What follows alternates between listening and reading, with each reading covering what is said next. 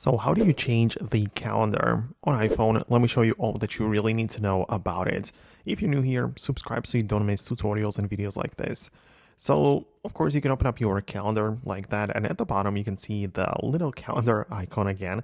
When you tap this, you'll see the different calendars which you are like subscribed to or those that you have. So it might be your regular calendar, your work, your random one you have created, or some holidays, or someone that you subscribe to, and those can, either like show up so you can uncheck them to hide those calendar way. You change it like that, or click on the information icon and then delete the calendar from your phone. It just means that it will no longer appear and the events which are part of that calendar will not show up in your calendar view.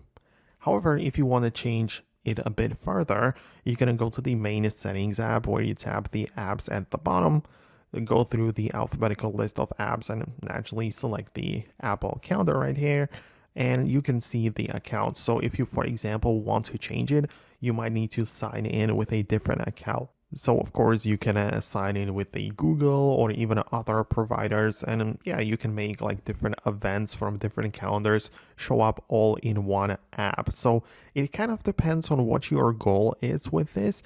So if you have something very specific that you wanted to like change, and if I did not mention it in here, let me know about it below. It's possible I'll make an updated video about it, but make sure you don't miss it by clicking the subscribe button, and you're gonna stay on the top of the game with this. So thanks a lot for watching, and I'll talk to you soon.